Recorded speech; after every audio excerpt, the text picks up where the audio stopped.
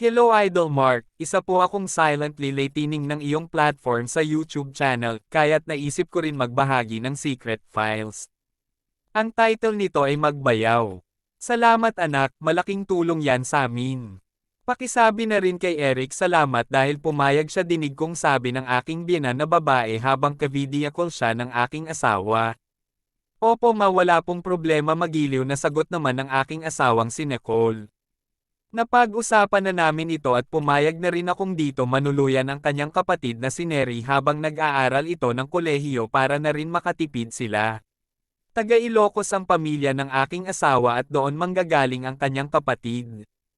Ang sabi ng aking biyenan ay baka matagalan pa ang pagdating ng aking hipag dahil nag-aayos pa ito ng mga papeles sa dating eskwelahan niya na ikinapanatag ko naman dahil ayaw kong dumating siya dito na wala ang aking asawa, mahirap na. Ilang beses ko nang nakita ang aking hipag, at hindi ko maitatangging malakas ang sex appeal niya na nagiging dahilan ng pagkibot ng aking alaga sa tuwing masisilayan ko siya noong nagbakasyon kami sa probinsya nila. Sa edad na 15 hubog na ang katawan nito, makurbang baywang na akala mo inukit ng isang bihasang sculptor, malalaking dibdib na talaga namang tayong tayo at mga bilugang puwet na parang ang sarap-sarap lamutakin, ganyan ang itsura niya nang makita ko siya 3 years ago. Hindi ko maiwasan mapaisip kung mas lalo bang gumanda ang hubog ng kanyang katawan ngayon na 18 na siya. Hindi ko rin naman maitatangging napakaswerte ko sa aking misis dahil kahit 4 na taon na kaming nagsasama ay hindi pa rin nababawasan ang kagandahan niya. Dahilan kung bakit hindi lumilipas ang gabi na hindi ko siya nilalaspag sa kama. Halos gabi-gabi ay pinararanas ko sa kanya ang langit gamit ang aking dila, daliri at sandata, yun nga lang ay hindi pa KMI na biyayaan ng anak kahit isa. Siguro ay dahil parehas kaming abala sa pagtatrabaho. Ang aking misis bilang isang manager ng bangko at ako naman bilang isang engineer. May mga araw na hindi kami nagpapang-abot sa bahay dahil salisi ang aming schedule, tulad na lamang ngayon na araw ng Martes, may pasok siya sa bangko habang pahinga naman ako dahil wala pa ang materyales na gagamitin sa aking project, ako lamang mag-isa sa aming bahay at nakasuot lamang ako ng boxer shorts at sandong puti at walang suot na brief habang nanunood ng TV sa sala nang may kumatok sa pintuan. Dali-dali ko itong binuksan sa pag-aakalang ang misis ko ito ang aga yata ng uwi mohan ang sabi ko pa ngunit laking gulat ko nang makita ko ang aking hipag sa harap ko dala ang kanyang mga bagahe. Ilang segundo rin akong natigilan, namangha at naglaway sa ganda ng nasa harap ko. Nakadress siya ng akap na akap sa kanyang katawan, spaghetti strap ito kitang-kita ang kakinisan ng kanyang balat mula balikat hanggang dibdib, ang haba nito ay nasa kalahati lamang ng hita, kita rin ang cleavage nito na parang ang sarap-sarap dilaan.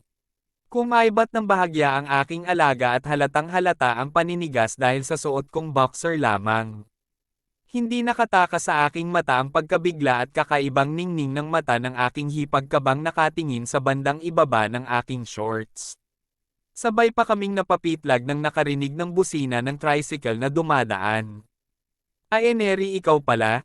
Bakit hindi ka nagsabi sa ate mo na darating ka? Naiilang kong sabi sa kanya. Nag-message po ako kay ate kaya lang ay tanghali na ang sabi niya nang mag-reply siya ay nag-chat daw siya sa iyo ngunit wala kang reply ang sagot niya sa akin. Hindi na ako kumibo dahil malamang hindi ko nabasa ang chat ng misis ko dahil naka-charge ang telepono ko. Niluwagan ko ang pagkakabukas ng among pintuan para makaraan siya, langhap ko ang napakabangong amoy ni Neri na lalong nagpataas ng libido ko. Hindi ko na siya nakuhang tulungan sa pagbuhat ng gamit niya dahil abala ang aking mata sa pagsipat sa mapuputi at bilugan niyang hita. Bahagya ko pang nakikita ang kayang puwitan dahil sa bahagyang pagtuwad niya kapag ibinababa ang mga bag sa sahig dahil ang posisyon niya ay patalikod sa akin. Kakaibang ngiti na parang may ibig sabihin ang sumilay sa kanyang mga labi nang mahuli niya akong titig na titig sa kanya pagharap niya sa akin. Kuya, ang sexy ko ba? Bigla ang tanong niya nagpabalik sa akin sa katinoan oo, ano nga ulit yon? Nabigla pa ako sa pagsagot. Nalalong ikinaluwang ng ngiti niya kumain ka na ba? May ulam riyan sa ref kung gusto mo iinitin ko mabilis na pag-iiba ko ng usapan dahil nakakaramdam ako ng pagkailang. Hanggang dito muna Idol Mark. Sunod ko agad part 2 ng aking secret files.